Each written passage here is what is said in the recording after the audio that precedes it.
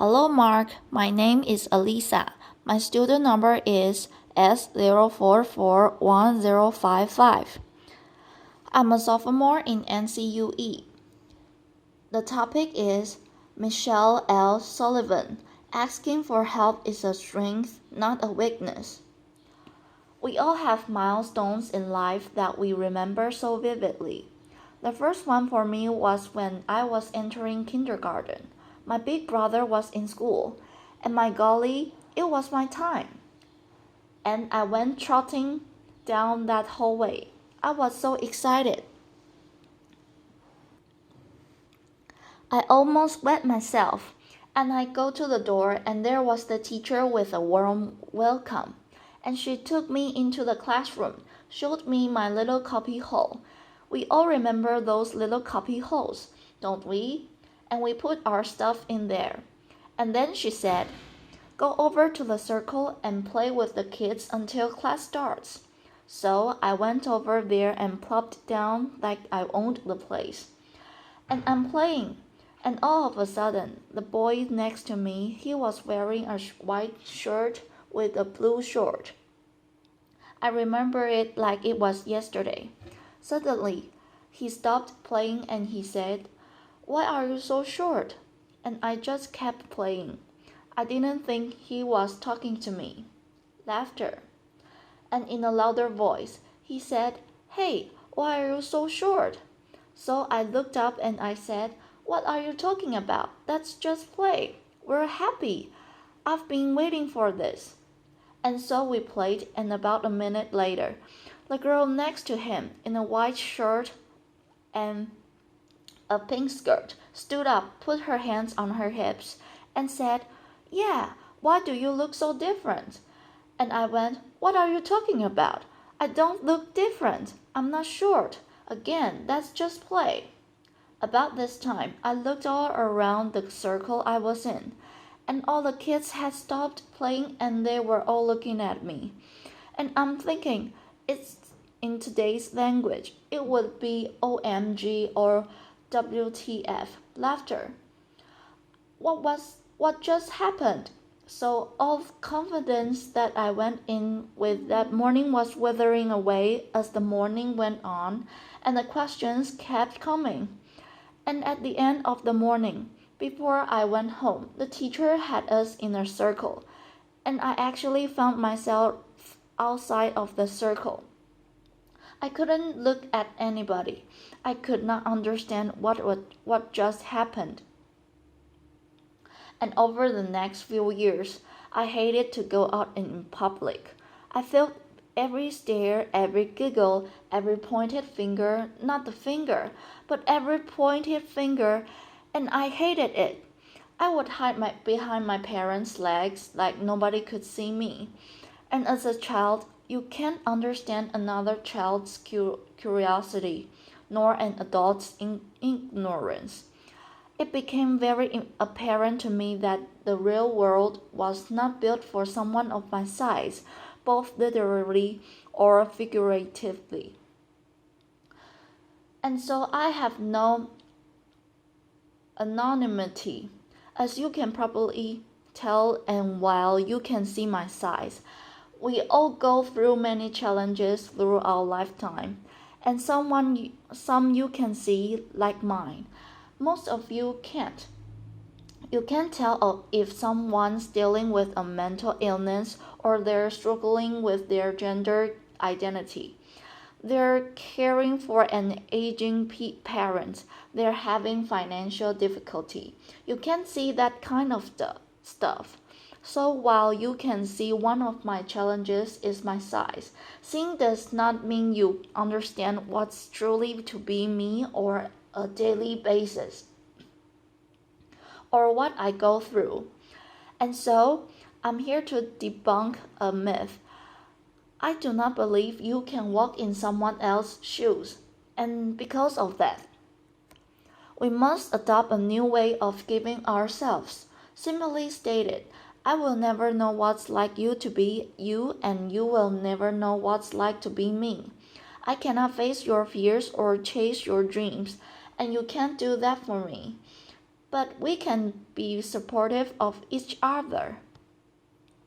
Instead of trying to walk in each other's shoes, we must adopt a new way of giving ourselves. I learned at an early age that I did have to do some things different than most people, but I also learned there were things I was on equal footing with, and one of those was the classroom. Hehehe. I was equal. As a matter of fact, I ex- excelled in the classroom. This was vitally important. I discovered as I grew older and realized I wasn't going to be able to do a physical job. I needed an education, so I went on and got a university degree. But I felt to be one step ahead of everyone for employment. I needed to have an advanced university degree, so I went ahead and got that.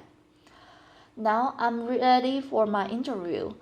Remember your first interview? What am I going to wear? What questions? And don't forget that firm handshake.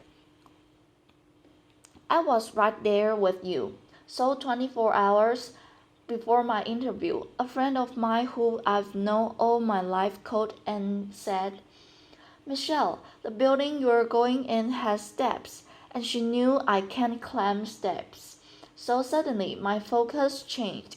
In my shoes, I was worried about how am I going to get there. So I went early and found a loading dock and got in and had a great interview. They had no idea what I went through for the day, and that's okay. You'll probably think my greatest challenge that day was the interview or getting in the building. In reality, my biggest challenge that day was getting through the loading dock without getting run over. I am very vulnerable in certain situations, airports, hallways, parking lots, loading docks, and so I have to be very careful. I have to anticipate and be flexible and move as quickly as I can sometimes.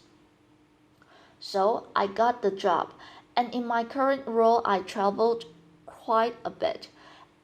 And travel is a challenge for all of us these days. And so you probably get to the airport, run through security, get to the gate. Did I get my aisle seat or my window seats? Did I get my upgrade? Me, first of all, I don't run through anything. Laughter. And I especially don't run through the TSA because I get to experience the personal pat down. I won't comment on that. And then I make my way to the gate. And with my gift of gab that my parents said I was born with, I talk to the gate agent. And then I say, by the way, my scooter weighs this much. I have a dry cell battery, and I can drive it down to the door of the plane. Also, the day before, I had called the city where I'm traveling to find out where I could rent a scooter in case mine gets broken on the way. So in my shoes, it's a little bit different. When I get onto the plane, I use my gift of gab to ask the lady to put my bag up, and they graciously do. I try not to eat or drink on a plane because I don't want to have to get up and walk on the plane. But natural has its own schedule, and not long ago, it knocked and I answered. So I walked up to the front of the plane and gabbed with the flight attendant and said, can you watch the door? I can't reach the lock. So I'm there doing my business. And the door flies open, and there's a gentleman there with a look of horror on his face. I'm sure I had the same look. As I came out, I noticed he was sitting right across from me, and he's in total complete embarrassment. So I walk up to him and I quietly go, Are you going to remember this as much as I am? Laughter. And he goes, I think so. Laughter. Now, while he's probably not talking about it publicly, I am. Laughter. But we talked for the rest of the flight, and we got to know each other, our families, sports, work, and when we landed, he said, Michelle, I noticed someone put your bag up. Can I get that for you? And I said, of course, thank you. And we wished each other well, and the most important thing that day was that he was not going to leave with that embarrassment, that experience of embarrassment. He won't forget it, and neither will I, but I think he will remember more our chat and our different perspectives.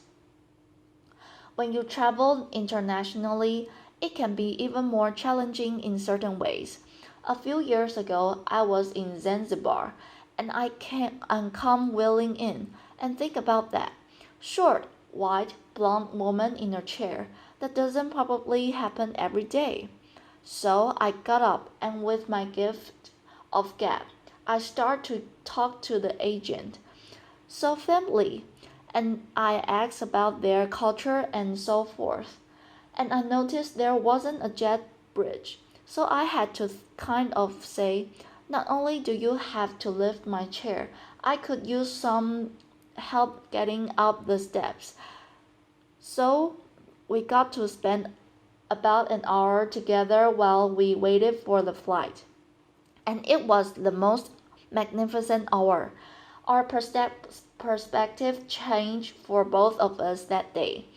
And once I got on the flight, he patted me on the back and wished me well. And I thanked him so much. And again, I think he's going to remember that experience more than when I first came in, and there was a bit of hesitation. And as you notice, I get a lot of help. I would not be where I am today if it was not for my family, my friends, my colleagues, and the many strangers that help me every single day of my life. And it's important that we all have a support system. Asking for help is a strength, not a weakness. A pause.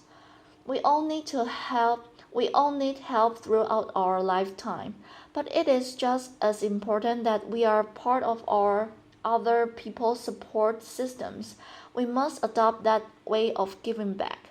We all obviously have a role to play in our successes, but think about the role we have to play in other people's successes, just like people do for me every single day. It's vitally important that we help each other because society is increasing placing people in silos based on biases and ideologies. And we must look past the surface and be confronted with the truth that none of us are what you can see. There's more to us than that, and we're all dealing with things that you cannot see. So, living a life free of judgment allows all of us to share those experiences together and have a totally different perspective. Just like the couple of people I mentioned earlier in my stories. So, remember, the only shoes you truly can walk in are your own. I cannot walk in yours. I know you can't walk in my size ones. Laughter. But you can try. But we can do something better than that. With compassion, courage, and understanding, we can walk side by side and support one another. And think about how society can change if we all do that instead of judging on only what you can see. Thank you. A pause. Thank you.